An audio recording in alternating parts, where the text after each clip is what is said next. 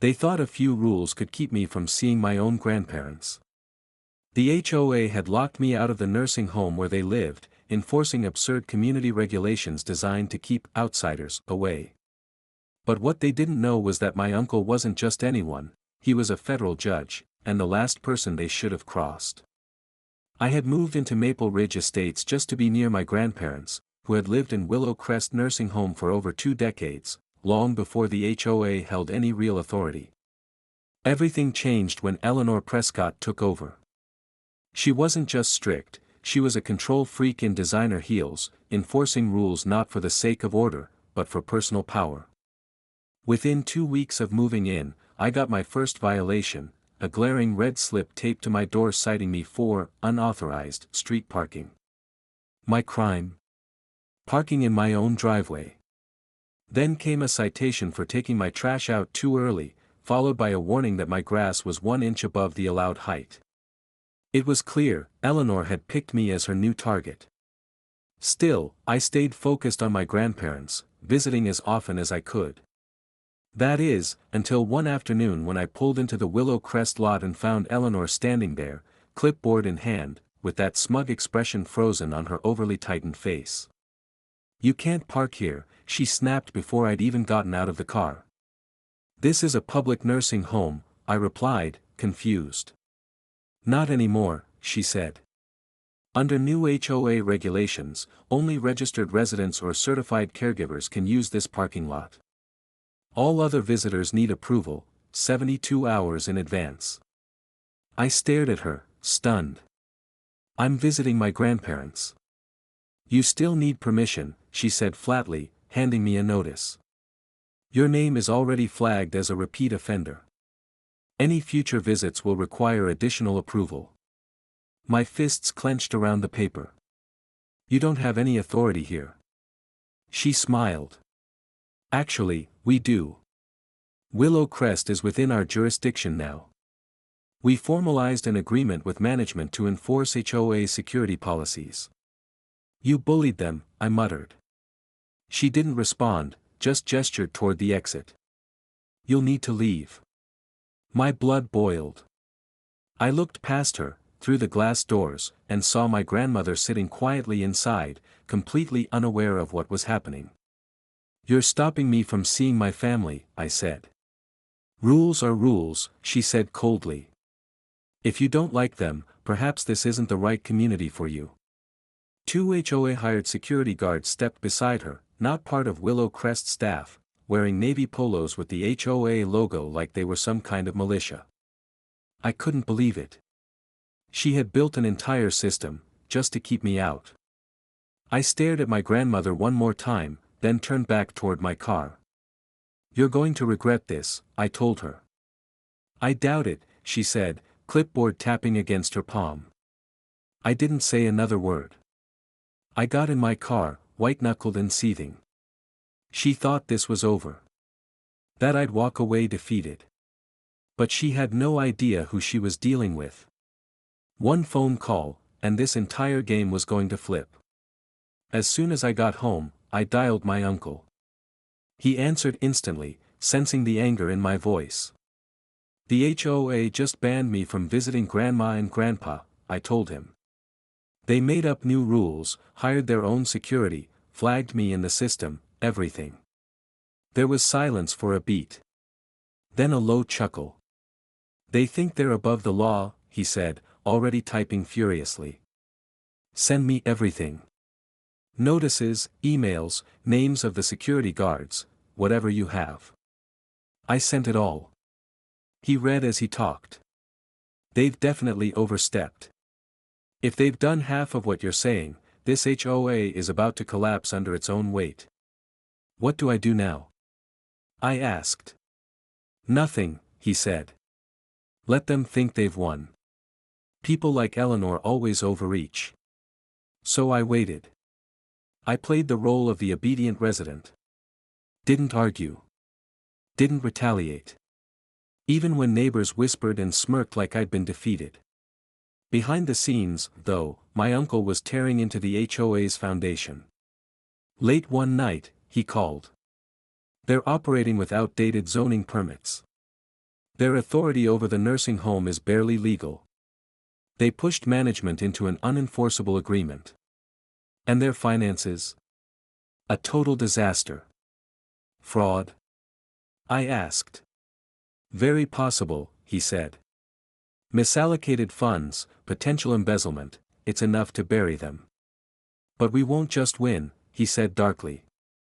We'll humiliate them. I grinned. What's the plan?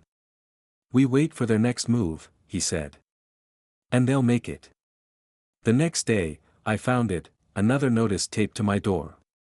This time, I was summoned to an emergency HOA hearing, apparently for continued hostile behavior. I laughed out loud. They were trying to kick me out. I sent the photo to my uncle. His reply came instantly, perfect. Now we strike. That night, he filed the official complaint. County and state level, citing illegal overreach and financial misconduct. Eleanor and the HOA board had no idea. They thought they'd silenced me. They had no clue their entire empire was already burning from beneath them. While they were busy sipping overpriced lattes and celebrating their tightened grip on the neighborhood, Eleanor and her cronies had no idea what was already in motion. My uncle's complaint had reached not just the county commissioner, but also the state attorney's office, and, for good measure, one of the most aggressive investigative journalists in the region. Eleanor had wanted power.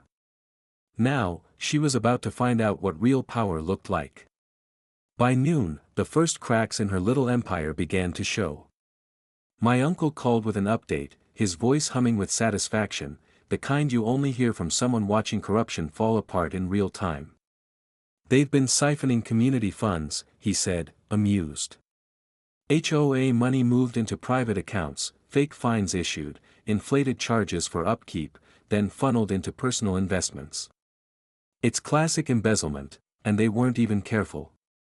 I've already flagged multiple transactions with the county finance office.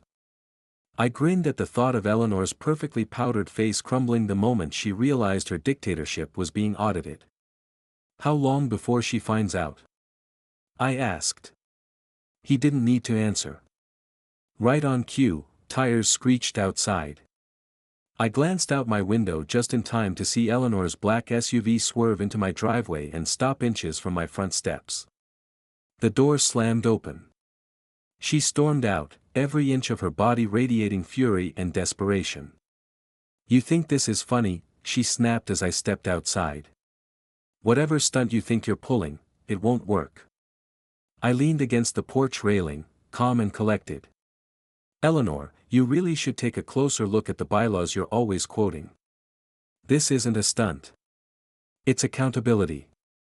Her nostrils flared. You filed false claims with the county, she hissed. Now they're threatening to freeze our accounts. False claims? I raised an eyebrow. Because from what my uncle's found, who, by the way, is a federal judge, those numbers speak for themselves.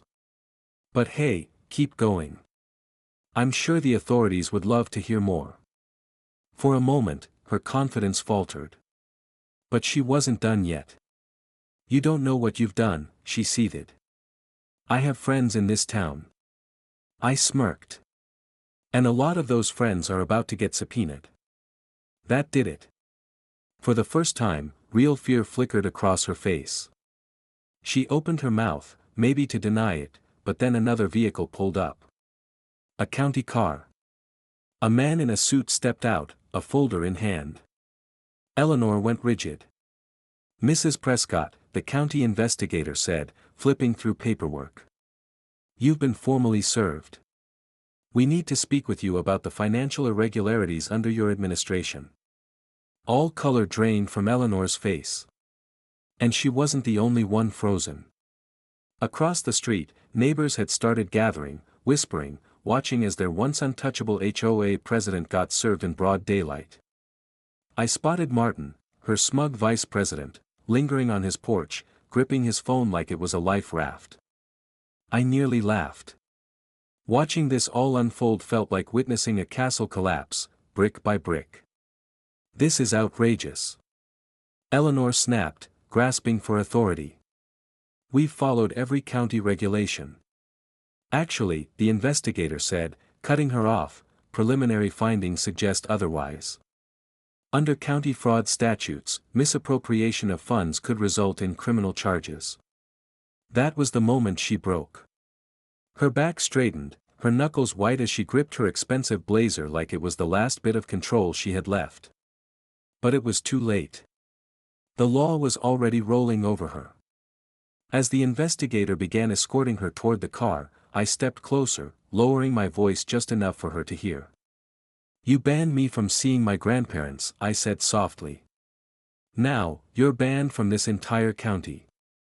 She turned to glare at me one last time, but the fire was gone. Her eyes held only the wide, stunned look of someone who realized, finally, that they were finished. She didn't speak as she climbed into the car. As the door slammed shut, Martin bolted, literally took off down the street like a rat fleeing a sinking ship. The rest of the board members who once stood proudly beside Eleanor suddenly couldn't look me in the eye. One by one, they slipped away into their homes like guilty children. Then, from across the street, a slow clap echoed. I turned to see Mrs. Thompson, the sweet old woman who'd lived in this neighborhood longer than anyone else, standing on her porch, clapping with a grin that said everything. Within seconds, more neighbors joined in, people who'd been too afraid to speak up, now cheering. "Took long enough," someone muttered. "Drinks at my place tonight," another called out. The iron grip that had suffocated this community for years finally cracked, and what rushed in to take its place wasn't chaos. It was relief. As the county vehicle pulled away, I let out a breath I didn't realize I'd been holding. My phone buzzed. A message from my uncle, "Good work. It's over." I smiled, typing back, "Oh no, Uncle Sam. It's just getting started." Because while Eleanor's personal reign had come crashing down, the HOA itself still stood. Still filled with board members who backed her. Still technically in power. And I had no intention of letting them survive the fallout. The next morning, the impact hit like a shockwave. News of the scandal spread beyond the neighborhood, across the entire county. Local stations ran headlines like "HOA President under investigation for financial misconduct" and "Community residents fight back against overreaching HOA." Clips of Eleanor being escorted to the county vehicle played on repeat, her reputation reduced to rubble. But I wasn't finished. Eleanor was gone, but the system that had protected her remained. If I wanted to clean house, I needed to bring it all down: board, structure, and every rotten rule they'd hidden behind. I spent the morning gathering everything my uncle and I had uncovered: fraudulent expenses, shady deals, jurisdiction oversteps, and compiled it into one explosive packet. Then I brought it straight to the emergency HOA meeting that evening. The room was packed. Every chair filled. The moment I stepped inside, the board fell silent. They knew why I was there. Martin, somehow now acting as temporary leader, cleared his throat and tried to sound composed. "This meeting is to discuss transition of leadership," he began. "We need to." I walked straight to the front and dropped a thick stack of documents onto the table with a heavy thunk. Then I clicked on the projector. The first slide lit up, a breakdown of the missing $370,000 in HOA funds. Gasps echoed around the room. Martin turned pale. "Where did the money go?" I asked evenly. "Because none of it went to maintaining this community." Slide after slide revealed the rest: illegal fines, misused funds, and the worst, emails showing that Willow Crest had been pressured into accepting the HOA's visitation policy under threat of losing support. The room erupted. Homeowners stood, shouting. The very people who had lived in fear were now demanding answers. Martin tried to raise his hands for calm. But Mrs. Thompson beat him to it. She stormed forward, fury in her voice. "You let that woman fine me thousands over a rose garden," she snapped. "And all this time, you were stealing from us." The dam had finally broken. Taken out of context, Martin tried, but his voice was barely audible over the rising fury in the room. I wasn't done. And let's not forget, I continued, clicking to the final slide, that the HOA hasn't had legal authority to enforce any of its rules for 3 years. Why? Because Eleanor never renewed the association's registration with the county. The charter expired. That was it, the final nail in the coffin. Gasps echoed through the room. Every fine, every threat, every ridiculous rule, it had all been smoke and mirrors. Martin looked like he might physically dissolve into the chair. Around him, the room erupted. People shouted, some demanded refunds, others threatened lawsuits, and a few were already calling for the HOA to be abolished. I stepped forward, locking eyes with Martin, my voice like steel slicing through the clamor. This organization is done. I turned to the crowd. But we have a choice. We can waste months unraveling this mess through legal red tape, or we can vote to dissolve the HOA. Right here. Right now. A hush fell. The idea hung heavy in the air. Then, from the back of the room, a voice rang out. I vote to dissolve, Mrs. Thompson declared, her voice steady and proud. I second it, another called. I third it. Motion to dissolve, someone shouted. I second the motion. Hands shot up across the room like wildfire. Even before I counted, I could see it was more than the required 75%. I held up a copy of the bylaws, flipping to the dissolution clause. All in favor? I raised my hand. A sea of hands answered. It was over. The HOA was dead. Cheers exploded. People clapped, hugged, some even cried. For the first time in years, the air felt breathable. I watched from the sidelines, a deep, hard-earned satisfaction settling in. I had done the impossible. I didn't just win against the HOA, I erased it. The next morning, I drove straight to Willow Crest. No more security checkpoint. No more sign-in list. No more barriers. I walked in like I belonged, because now, I did. My grandmother took my hand, her eyes brimming with tears. I knew you'd fix it, she whispered. My grandfather chuckled, his hand firm on my shoulder. Knew that judge uncle of yours would come in handy one day. I grinned. Turns out Eleanor was right about one thing, rules are rules. Only now, she doesn't get to make them. But even in victory, I knew better. People like Eleanor and Martin don't just vanish. They regroup. Rebrand. Look for loopholes. 2 days later, a thick legal notice was taped to my front door. But it wasn't the HOA this time, it was from Eleanor's own attorney. I unfolded the envelope, expecting some dry legal jargon. Instead, I found a list of accusations that read more like the opening act of a courtroom drama: defamation, harassment, wrongful interference. I couldn't help but chuckle. Classic Eleanor, when all else fails, try to scare people with paperwork. I forwarded it to my uncle. He called me back almost immediately, and I could hear the grin in his voice. She's flailing, he said. The HOA's dead. This is nothing but a scare tactic. But she's still got claws. She's mad because she lost, I said. She's mad because she lost publicly. But we're not done yet. That afternoon, we met with the county clerk and a senior investigator. The moment we sat down, the clerk slid over a file thick enough to flatten a stack of bylaws. I don't know how this went unnoticed for so long, the investigator said, flipping through the pages. Redirected funds, shell LLCs tied to Eleanor and Martin, phony landscaping contracts.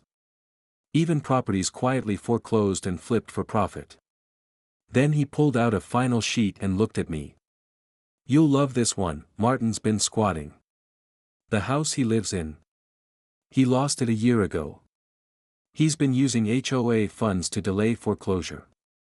I blinked, then laughed.